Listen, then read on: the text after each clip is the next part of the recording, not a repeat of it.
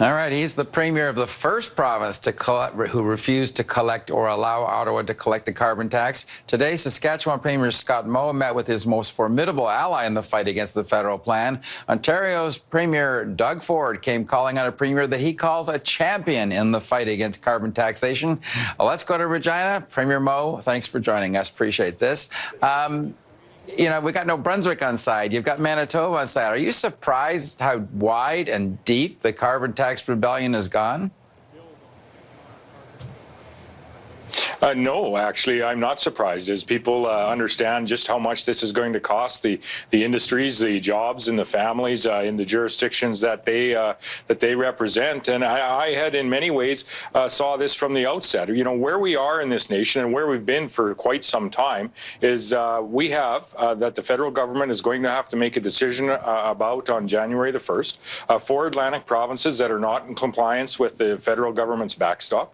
We have Ontario, we have Manitoba, we have Saskatchewan, we have Alberta. We also have in British Columbia one of the ways to attract the LNG investment, and one of the ways that I think should be utilized across the board, was the forgiveness of a part of the carbon tax to ensure that investment could actually be competitive with other areas around the world.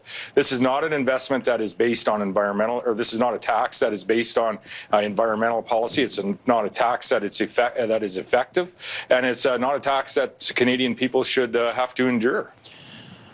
Okay, but does that mean the whole carbon pricing, carbon taxation, cap and trade, whatever you want to call it, that it's doomed, and that, or do you think the feds are just going to step in, collect the tax, and redistribute the wealth to provincial residents? It should be doomed because it doesn't work. It doesn't set out in any way to reduce emissions. So the federal government should step back from this flawed policy or this ineffective policy that they've put forward. At the very least, like the case with TMX, like other cases, they should respect the will of the courts and delay the implementation of this tax until the reference cases are heard in both Saskatchewan and Ontario. They should provide the infrastructure funding to all of the provinces through the Low Carbon Economy Fund, of which they're withholding from provinces like Saskatchewan, like Ontario. As they said at the outset, that infrastructure would not be tied to their carbon taxation scheme that they've put forward. These are a couple of things that the federal government should look at, and look at immediately, as well as engaging with the provinces, as they always said they would, on policies just as this, and that is not happening. We heard Premier Pallister speak to that, as well as other provinces across the nation. It's interesting. It's not very often you see an Ontario premier calling on Saskatchewan. I don't know what kind of alliances you've had today. What was the discussion like? Do you have much in common beyond this carbon pricing opposition? We are a very diverse nation when you look at Canada from coast to coast to coast. And I think as that diversity most certainly is our strength, as long as we continue to discuss and communicate and to work not only on our differences, but to work on the areas where we have similarities, if you will. And in Premier Ford, I commend him for being the first premier to visit Saskatchewan, the first Ontario premier to visit Saskatchewan in almost a decade, to be reaching out to premiers across the nation to build bridges and to build opportunities for trade, both within our nation and abroad, to work on policies that keep our industries competitive, keep our jobs here in our provinces. And I would put forward, and I think Premier Ford would agree, a strong Ontario economy and a strong Saskatchewan economy play a big role in ensuring a stronger Canadian economy. What does it say to you, though, Premier, that, you know, you got Doug Ford running around the country trying to build bridges? Tomorrow he goes to visit Alberta and meet with Jason Kenney, who's leading in the polls for an election that's going to be happening next year. What does it say to you about how the Confederation is working, how the Trudeau government is interacting with the provinces? Is that a failing situation, too?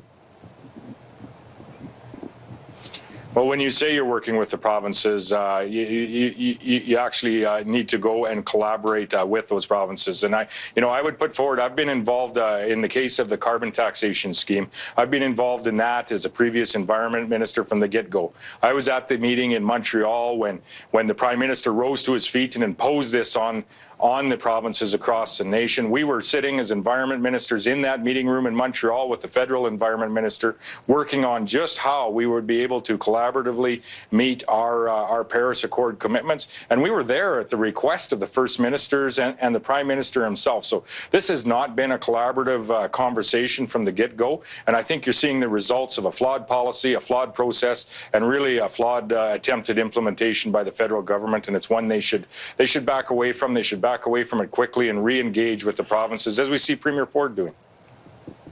All right. It was interesting. I know you were listening when we talked to the New Brunswick Progressive Conservative leader who seems likely to become the premier. They're getting ready to try and relaunch that mothball Energy East pipeline expansion. I know former Saskatchewan Premier Brad Wall was a very strong proponent of it. Would Saskatchewan firmly be behind this project if it could be revived? Absolutely. Absolutely. And we would look to working with Premier-elect Higgs and every opportunity with Premier-elect Legault as well, to have the conversations around, how could a project like this move forward in the interest of all Canadians, and then approach our federal government to ensure that they look at, again, another flawed policy that they're putting forward that will ensure that pipelines essentially won't be built in this nation, as well as a number of other industrial opportunities in Bill C-69, and getting that bill to a place where it can actually be effective from an environmental perspective, but also be effective from an expansion of our economy perspective. Because when our provinces are doing well, our nation will do well, and we need to continue to work together to get there. You're seeing that in the province of Ontario and Saskatchewan today. We welcome other provinces to our initiatives around competitiveness of our economy, such as Manitoba and likely New Brunswick, Alberta into the future, and we look forward to that engagement. Very interesting day. All right, Premier Moe, thanks for joining us. We appreciate this. Yeah. Thanks so much, Don. I appreciate it as well.